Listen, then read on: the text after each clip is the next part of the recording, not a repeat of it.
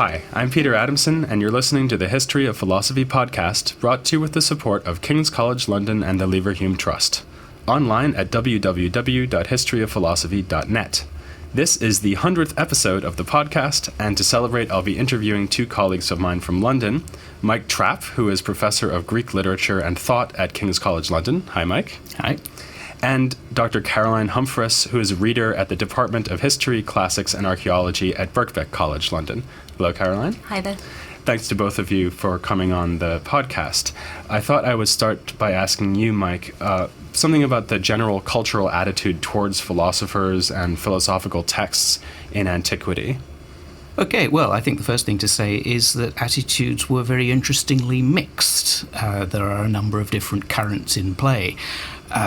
To a large extent, general attitudes to philosophy through the period we're talking about were strongly positive. Philosophy was part of the cultural heritage.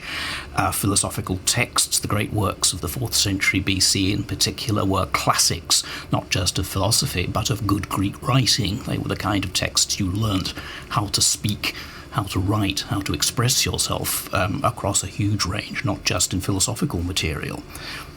So there's a strong sense that philosophy and philosophers are acknowledged as firmly embedded in the good things of culture, what counts as high culture.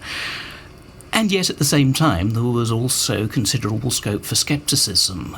The kind of claims that philosophy and philosophers make on their own behalf.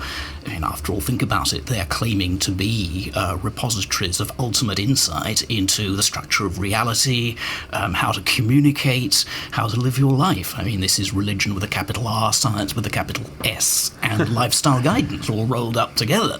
And that very claim to that kind of status opens the way to all sorts of expressions of skepticism. Can these guys really be all they're cracking themselves up to be? The first point you mentioned about how philosophers were often paradigms of stylistic perfection, I guess that applies to a rather narrow range of philosophers, doesn't it? So in particular, Plato. So people didn't think Aristotle, or at least the exoteric works of Aristotle that we know, were perfections in terms of style, right? Yeah, Plato is clearly the giant, but it is broader than that, and Aristotle does get a look in, because what people were reading of Aristotle is not what we now read. It's the exoteric works, the ones that we now haven't got, works like the Protrepticus and On Philosophy, which were masterpieces of Greek style. So too some of the works of Theophrastus. So it's not a terribly narrow canon. There's a big body of material there that people are working from. In that case, how wide was the knowledge of philosophical texts actually spread throughout what we're sort of generally calling ancient cultures? Does it mean that anyone with an aristocratic upbringing would have read some Plato? Would that be going too far? That might be going slightly too far, but really not very much too far, because these are classics of the heritage. I think you get a strong sense that anybody who wants to count themselves as a cultivated person has got to be able to recognise the names and, to some extent, the doctrines. You've got to be able, at the very least, to keep your end up in polite conversation when it turns to matters of the intellect. At dinner parties, as it were. Symposia. Right. Okay, so that's very interesting, but it seems like it would apply only to people who are reading Greek and speaking Greek with each other, because once we have a transition to the Roman Empire, you would think the dinner parties would be in Latin, and one doesn't imagine them quoting Plato to each other in Greek at Latin-speaking dinner parties, or did they do that as well? Oh, well, they would, but the key factor here is that if we're thinking about the educated elite from the 1st century BC onwards is bilingual. They read their Greek as well as their Latin. Yes, there does remain an asymmetry. People don't write first-order philosophy very much in Latin. It takes a long time for Latin to become a philosophical language, but Latin speakers are also characteristically Greek speakers as well, so they have access to the primary material. And were there also Latin philosophical works that became classics in the same way that texts like Plato were classics? So I'm thinking that, for example, of Cicero. I mean, in late antiquity, people who are talking about rhetoric and they're thinking about Latin texts, say Quintilian, for example, will give Cicero as a kind of standard text that you're supposed to know. And if you know your Cicero really well, then the implication seems to be that you would know something about Hellenistic philosophy. Yeah, Cicero is a classic in his core business as orator and as rhetorical theorist. He doesn't ever acquire the status of philosophical classic, I guess because his works are so obviously works of reporting. They're not works of original thought. He is summarizing and passing on. And I think this is the situation for the vast majority of Latin philosophical writing through the late Republic and the early Empire. It is, whatever its other qualities, it is also derivative in terms of its content. You get moments of things that start to look like first-order philosophizing in Seneca, but they are only moments. Well, Seneca brings me on to something I wanted to ask Caroline about, which is something more specific, and this is the impact of Stoicism on ancient culture, and a very specific aspect of ancient culture, which is Roman law, because I was thinking that one difference between the Greek attitudes toward philosophy and reception of philosophy and Roman attitudes and reception of philosophy might be that the Romans are known for having this very sophisticated legal system, and I guess that there's a kind of widespread assumption or belief that the Roman legal system was deeply influenced by Stoicism. So is that even true? Okay, so if we start with the wide context first, I think it's certainly true to say that both ancient Greek and Roman philosophers and philosophical schools had very distinctive ideas about law and justice. And you're absolutely right that Stoicism in particular has been connected with the Roman juristic science. And that sort of brings us to one contrast in the legal sphere between the ancient Greek world and the Roman world, because of course the ancient Greeks had their speechwriters, their legal individuals who would go into court and would argue just like the Romans did, but it was the Romans who had that juristic class of individuals. So that class seems to have risen to predominance in the late Republic. Originally, the Roman jurists were very highly educated, so we're talking about quite elite individuals who had had the sort of intellectual formation that Michael just mentioned. And it used to be thought quite widely, especially 19th century scholars working from backgrounds of Hegelian idealism, that Stoicism was taken, as a philosophy and was transmitted into these Roman juristic ideas. I think today that's questioned more and more, and there are certainly philosophical ideas that you can see in Roman juristic texts. I'm thinking of things like ideas about natural reason, about natural law, what the Roman jurists refer to as the jus gentium, the idea that there are certain types of law which are shared by all peoples across the globe. Ideas about private property, about marital fidelity, filial piety. But the problem is that we can't really say that any of those particular ideas in Roman jurisprudential texts definitely come from Stoic principles or Neoplatonic principles. It's very difficult to make that link. I could give you one concrete example of the way in which a 2nd century AD jurist thought. That's 2nd century AD Gaius, who wrote a very famous text called the Institutes. And he gives this example of adult guardianship of women. So he says that was peculiar to the Romans, that the guardianship of minors, so children who don't have full rational capacity, can be found in all nations. So it's part of natural reasoning that children need their legal capacity to be supplemented. But he says that this is not true for women. So why do the Romans do it when it's not part of natural reasoning? And ultimately, Gaius says, well, you know what, it doesn't really make a difference whether it's part of natural reasoning or not, because it's part of Roman civil law, so we all have to do it anyway. So there we have an example of Gaius using a philosophical type of reasoning, reaching a position which should then logically cause him to question Roman civil law, but because he's a Roman lawyer, he jettisons the natural reasoning and sticks with the civil law. And is that because precedent has more importance for him than some kind of independent standard of how the law should have been written in the first place? Yeah, I think it also comes from the idea that the Roman jurists had of themselves as being professionals. So I know that's a tricky term and we shouldn't perhaps push it too far because it has all kinds of modern associations. But these Roman jurists from the late Republic onwards, I think were quite conscious of themselves as a class. So, they thought of themselves as in conversation with each other in their Roman jurisprudential writings. So Gaius is not going to jettison that, the rest of the thinking that he's engaging with when he writes his institutes within that legal context in favour of something which we would perhaps call a more philosophical attitude. And I guess maybe the implication of that is that when these philosophical ideas sneak into legal texts, it's not because these jurists consider themselves to be something like philosophers of law, but because philosophy is in the groundwater of the education that they've had, for example. Yeah, I think that's a good way of thinking about it. So, we shouldn't go away thinking that, the Roman jurists don't talk about Roman philosophers or Greek philosophers, because they do. Just occasionally, they refer to abstract philosophical ideas, and some of them refer quite concretely to philosophers. So Marcion, the 3rd century jurist, cites Chrysippus by name in his definition of law. So he says that law is the ruler of divine and human affairs. It's what enables men to distinguish good from evil, just from unjust, etc., etc. So there you have an example of a 3rd century jurist looking to philosophy for some kind of philosophy of law definition. But what you don't find was a jurist like Marcion then going on to write a treatise on the philosophy of law. It's a sort of self-contained little part of his text, and he then moves into talking about law properly.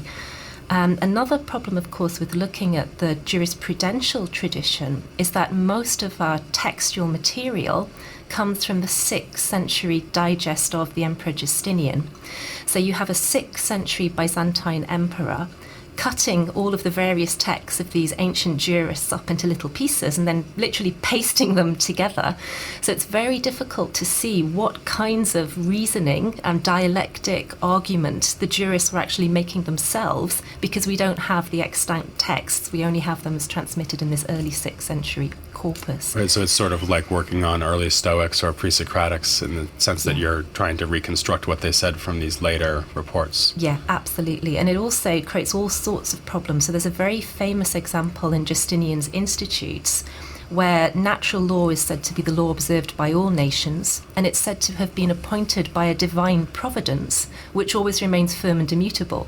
So you'll have scholars arguing whether the divine providence which established natural law is the Christian divine providence, because that text comes from a 6th century context, or whether it's a Stoic divine providence, because the text is based on the 2nd century text of Gaius's Institutes.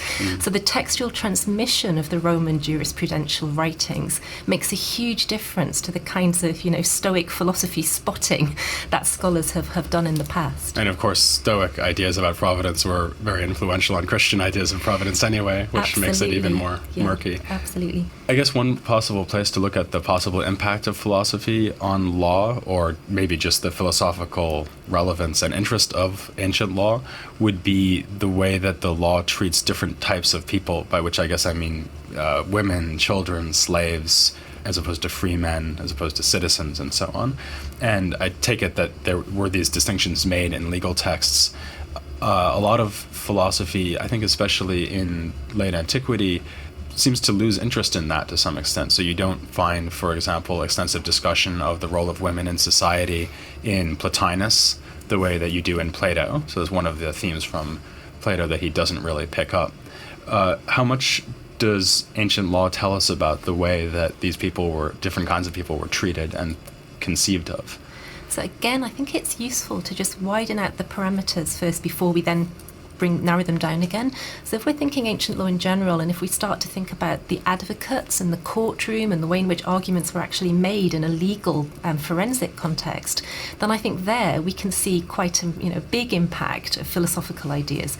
So there's a famous quotation by Augustine, writing in the early 5th century, complaining about how judges in the Roman Empire are more keen on wisecracks from Chrysippus, and introducing ideas from Plato than they are in actually listening to the cases.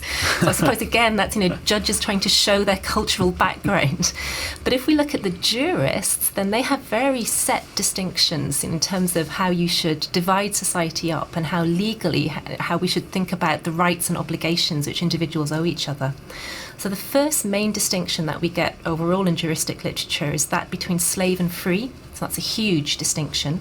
Then the distinction between citizen and non-citizen. So of course, you would also get the distinction between being a citizen of Rome or being a citizen of some other city. Then you have the distinction between what the Roman jurists called those who were sui juris, those who were in their own power and could actually go into a courtroom and could sue and be sued, and individuals who were dependent on the power of another. Now, I think that tells us a great deal about the setup of Roman society and culture, because it gets us to this institution of the Roman paterfamilias, the kind of incredible power which the male head of a household had in Roman society. And that's something I think you could trace through philosophical debate as much as you can trace through Roman juristic principles and literature, and also in Roman statute legislation too. Something that just occurred to me now is that sometimes you see people comparing the later Neoplatonic system, where you have a single first principle all the way at the top, whose power then sort of descends, cascading down through the levels. People have compared that sometimes to the relationship between the emperor and the rest of society. And I wonder whether it also maybe echoes this more domestic setting of the paterfamilias, right? This sort of single principle of power and authority who then orders and governs everything else. Yeah, absolutely. So I think in lots of late antique, whether we call it philosophical or theological, or philosophical and theological thought, that kind of top-down model of power cascading and descending is incredibly important. But we shouldn't also go away thinking that that's, in fact, just ties in exactly with reality. Because I mentioned before, Gaius, about the guardianship of adult women. In actual fact, if we look at papyri from Egypt and actual court cases, women had a lot more power and a lot more ability to manage their own property, run businesses and do things than you would think from looking at works of political thought or works of the jurists. Right, and actually to go back to the example of Plotinus, although it's true that he doesn't thematize the role of women in his philosophical works, we know that he had basically intellectual companions or friends who were women. And that's something that continues right down through Neoplatonism, I think. And actually, I wanted to ask you about that, Mike. So there are these figures, Hypatia is probably the most famous example, but there are other bits of evidence that we have of women actually participating in very high-level intellectual discussion. Augustine's mother, Monica, would be another example. And I'm wondering, on the basis of that, whether we could think about philosophy as a way for the disempowered of ancient society to get access, if not actually to something like political power, then at least to this more advanced kind of intellectual activity. So I guess not only women, but also slaves, right? Epictetus was a slave. Well, as far as participation of women is concerned, it's certainly true that one gets a lot of what seem like very positive noises in philosophical texts of the 1st and 2nd century AD. One thinks, I guess, of Musonius Rufus on female education, on what Plutarch has to say about the structure of the good marriage. Positive noises about the desirability of educating women, though always only up to a position of continued subordination of some kind, and not necessarily educating them in advanced philosophy. I think in general we probably have to be a bit cautious of the notion that philosophy is somehow blazing a trail, because if you look at the larger record of participation in cultural activity more general, you can find the examples from earlier on. I mean, you've got people like the elegist Sulpicia, who is playing the boys' game from a female vantage point, and there's nothing philosophical about that, but she's able to do it. So it's actually, maybe, sorry to interrupt, but I guess that suggests that it's the other way around. So it's the fact that at least aristocratic women had found ways to participate more or less fully in and philosophy can come in as part of that side of activities. When it comes to slaves, I think I'd want to urge the same sort of caution about attributing too much to philosophy. The star case, clearly, as you mentioned, is Epictetus, who was of servile origin, allegedly born a slave, and certainly on his own testimony already receiving philosophical instruction from Musonius Rufus while still a slave. But he's a freedman before he actually sets up as a teacher in his own right, when he leaves Rome and goes off to Nicopolis. And if you then look at the people who are coming to his lectures, coming to be harangued by him about their various personal failings, they are all members of the elite. So it really doesn't look as if Epictetus builds on his own servile origins to try and open things out. In general, then, would it be right to say that these educational establishments, philosophical schools, but also schools of grammar, rhetoric, these would have been freed men teaching other freed men without exception? Is that right? Or freed or free. Yeah, freed or freed men, yeah. Yeah, yes. We have to remember that you need a pretty comfortable lifestyle and level of resources to be a player in this game in the first place. Yeah, Augustine actually talks about his father sort of scraping the money together to send him off to a first-rate rhetorical education. I mean, there's a wonderful story in Eunapius, The Lives of the Philosophers and the Sophists from the 4th century, about the rhetorician Prohairesis, who goes off to study in Athens and apparently was so poor that he could only share his clothes with a fellow student. So one of them had to stay in bed while the other one went to lectures. And then they traded clothes exactly, when he got home. But that's thought of as being such an extreme, incredible example that it's worthy of showcasing as far as Eunapius is concerned. So I think it's the exception that proves the rule. Yeah, that example may speak to some grad students who are out there listening, sadly.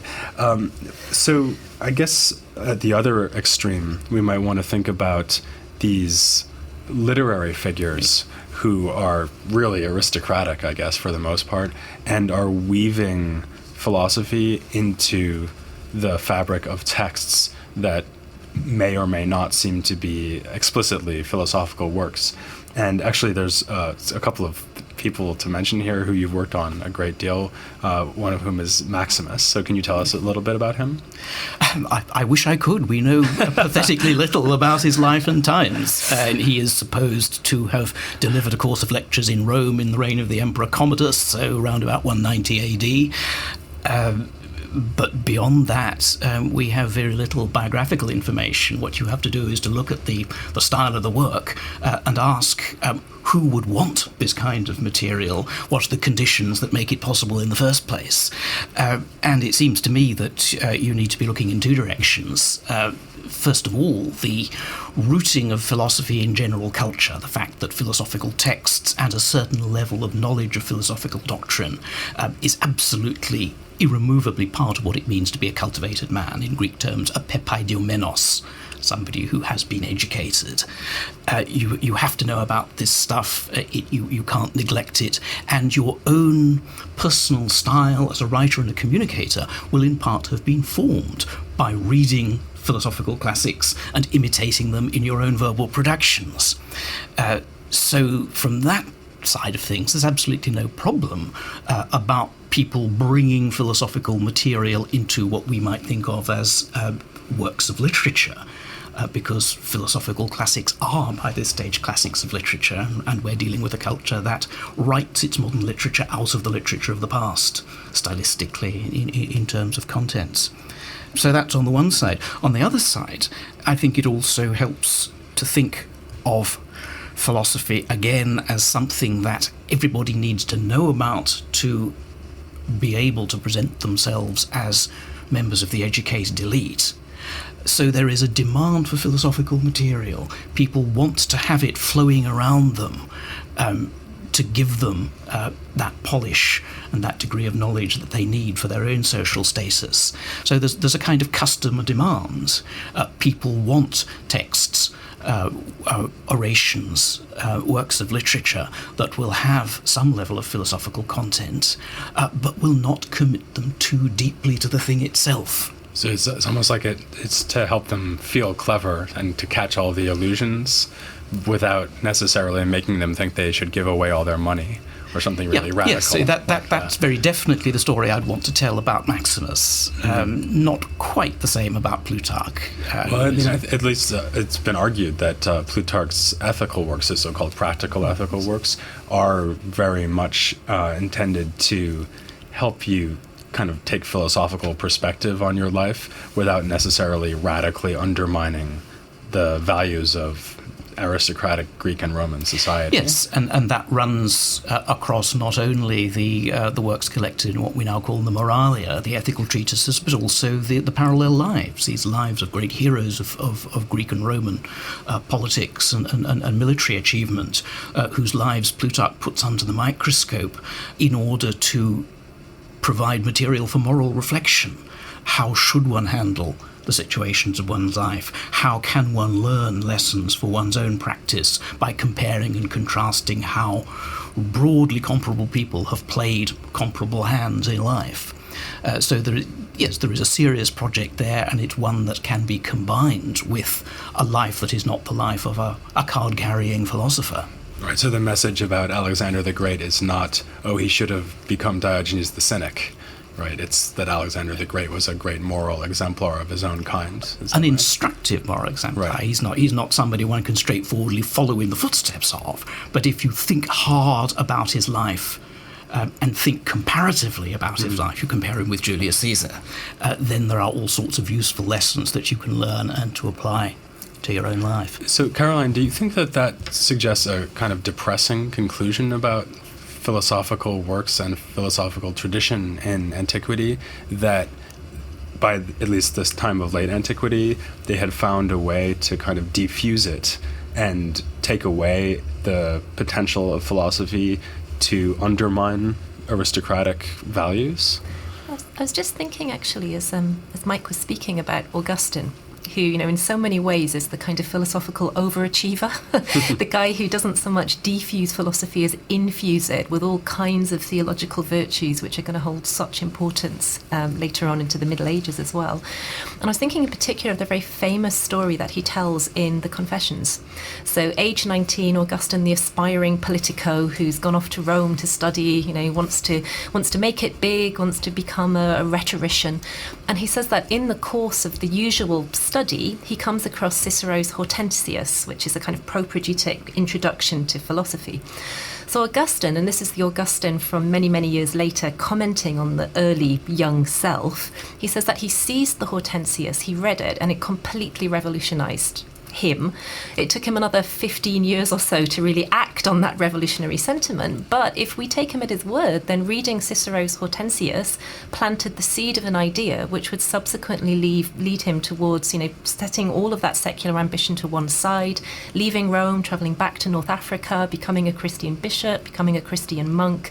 So I think that in that transition, Christians reading philosophy and, wondering what to do with it once they'd become Christian, some of the radicalness of ancient philosophy does get retained. And just looking forward again, when Augustine comes to write his very famous work on the Trinity, so you couldn't get possibly a more technical treatment of Christian theology. In Book 14, he goes back again to Cicero's Hortensius, and I'll just read you one of the quotations that he gives. So this is Augustine quoting from Cicero's Hortensius in Book 14 of On the Trinity. When we reflect day and night and sharpen our understanding, which is the cutting edge of the mind, and take care that it is never blunted, that is, when we live in philosophy, there is great hope for us. And I think that sense of living in or living through philosophy as a way of life, is very much transposed into ideas about Christianity as the true philosophy, as many Christians would subsequently argue, but also that Christianity is in itself not just theology, not just doctrine and thinking about God, but actually a way of life in the same way that ancient philosophical movements were, or at least comparable to them. Perhaps it's really interesting. So maybe the thought here could be that Christianity was encouraging the same kind of radical critique of earthly life that at least some philosophical traditions had been making for centuries. So not only cynicism, but also Stoicism to some extent, even though they're materialists, and the Platonists. Definitely. Although, again, I would have to echo Mike's point that, there is certainly that radical element in early Christianity, but by the time you get to the 4th and 5th centuries, you still have bishops who own huge swathes of properties. They still own slaves. They still have their symposia where their parishioners come round and they discuss philosophical ideas, but now they may also link them into Holy Scripture. So I think, we shouldn't be too idealistic about this, but I don't think that sort of idea is necessarily lost from the earlier period. Yes, I find this whole question of how radical philosophy is vis-à-vis conventional values, the accepted ways of doing things. Certainly the notion that philosophy is something you convert to is written into pagan philosophy. It's something that is there for Christianity to appropriate. But at the same time, there are all sorts of ways in which people turn out to be able to have their cake and eat it, to show knowledge of, even show some degree of allegiance to philosophical values without it very much changing what they do and the ways they actually live.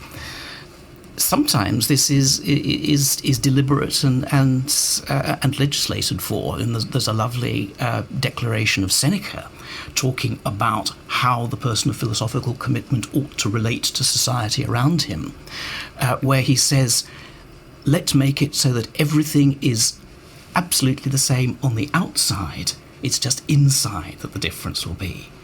And this seems, maybe this is unfair, but something that seems to go particularly with Stoicism, this strategy for having your cake and eating it, saying that you are, where it really matters, in your core values completely different, but the outside observer will almost never notice any difference in you. You would think that wouldn't be possible with Christianity, to be an inner Christian and an outer non-Christian, but I guess it's possible to be an inner Christian and an outer rich guy, for example. Yeah, well, that situation is going to change as the status of Christianity in the empire shifts. Right. I still think there's also a lot up for grabs, as it were, because what we tend to think of as late antique Christianity has very much been formed by what we call patristic texts. So these kind of fairly, sometimes quite elite individuals writing, sermons and treatises. And I think increasingly what's becoming clear is that these bishops mostly have in their heads a very set idea of what it means to be a Christian, that you should give up your property, you should behave in certain ways, you should live according to the gospel.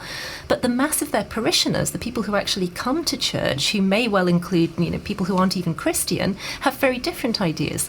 So for example, if you have a patron who invites you to meet him in a temple and you're a Christian, isn't necessarily a problem to go and fulfill your obligations to your patron by meeting him in the temple if you're a Christian. So it's about, bishops trying to say, actually, Christianity should outstrip and outrank all your other social obligations. And I think to a lot of, non-Christian overachievers, this simply wasn't clear. They thought it was enough to be a Christian, to have had the sign of the cross on their forehead, possibly to have been baptized, and maybe to go to church at Easter. If we're thinking about the situation earlier on, in terms of philosophy, there is always going to be some tension or some possibility of alternative strategies, and how you play points where apparently normal social values conflict with or are in some kind of tension with philosophical values, and different people are going to negotiate this in different ways. You've got Epicurean withdrawal, you've got Cynic anti-civilized behaviour, though we really don't know how much of that actually went on. But also you can find quieter moments where forms of tension are being felt around. So a favourite example of this for me comes in one of Plutarch's treatises called Advice to a Politician, where he's giving a whole string of wise counsels to a younger man who is about to enter not the politics of the empire, but the local politics of his own hometown. How are you going to manage your own career and your own influence on your fellow citizens as you gradually rise to positions of local political influence and control? And what's interesting to me is that Plutarch is, in a very quiet way, but a very determined way, trying to give all this a philosophical cast. He is trying to persuade you, ultimately, that you will only realise the brief as a top politician if you are also a philosopher. And this leads him to points where he will say things like, you don't actually need the conventional signs of public approval. I know people like not just to be applauded and not just to be thought well of by their citizen assemblies, but they really like the wreaths and the statues, the physical embodiments of your status, your honour, your time as a politician. But you don't need that. That's not important. Now, from a philosophical point of view, that makes perfect sense, because the externals don't matter. They don't have any bearing on your or anybody else's happiness.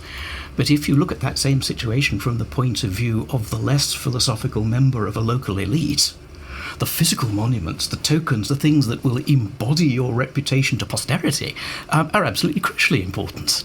And yet here is somebody purporting to give advice to any and every local politician, saying, forget about the wreaths, forget about the statues, that's not what matters. You wonder how that went down. So actually, I'll be coming on in the podcast soon to precisely these patristic texts and so on that we were just talking about. But before closing today, I wanted to look ahead a little bit further than that to the medieval period, just to think a little bit about how these philosophy versus culture issues look in a period where the kind of fairly relaxed prosperity and, do I want a wreath and a statue doesn't seem to be a very medieval concern. So when things, so to speak, fell apart, how much continuity do we have in terms of all these dynamics we've been talking about? Well, I think the question of continuity, it can be treated in different ways. So we can think about continuity of ideas and transmission of texts, or we could think about continuity and inheritances of actual institutions and the kinds of social, cultural things that we've been talking about. And there is a bit of a temptation, I think, to see the Middle Ages, the late antique period, as the kind of really important standard bearers or baton carriers in a philosophical intellectual relay race. So you have Augustine, who gets the baton from Plotinus, who inherited it from Plato, and Augustine then passes it on in turn to Boethius in 6th century Ostrogothic Italy, and Boethius hands it on to Aquinas, and and on it goes. And I think it's an interesting kind of way of thinking about ideas and texts. And I do think ideas and texts can leap contexts. But if we're thinking institutionally, I suppose the big thing for the medieval West has to be the institutional Christian church. So the fact that, once the Roman Empire falls in the West, you do still have bishops whose jurisdiction is based on that civic model, that they're exercising both what we would call secular and spiritual functions. That's hugely important for the medieval West. Of course, it's also important for Byzantium, and it's important in different ways, to differing effects, for Islam in the 7th century. Other ways that institutions which get inherited and which completely revolutionize day-to-day lives are things like festivals and the way in which we divide up the calendar. So the notion of saints' days, certain days for certain types of activity. And of course, that's also something I think that has ancient philosophical and cultural inheritance, but it's really established in late antiquity. Perhaps the biggest shift, though, is that very famous one where, you move from the classical, what scholars sometimes call the politics of perfection, the notion that the civic arena, civic life is actually somewhere where humans can flourish, that we can become the best that we can be by living together within, certain types of civic organizations. And of course, Augustine, again, and other Christian thinkers are really going to question that classical legacy. So politics for Augustine, as he states quite bluntly, is the result of sin. It's sinful in itself. It can't establish good order, but politicians can help you minimize disorder. And I think that tension between what medieval scholars call political Augustinianism and the rediscovered Aristotelianism of the Middle Ages is an important legacy that late antiquity does give to medieval philosophical and political thinking. Well, before I get on to all this great medieval stuff, I still have a lot of late antiquity to look at. And in fact, next time I'll be starting to look at Christian philosophy in late antiquity with the earliest church fathers. For now, I'll thank Mike Trapp. Thank you. And Caroline Humfress. Thank you very much for coming on the podcast. And please join me next time for the Church Fathers on the history of philosophy without any gaps.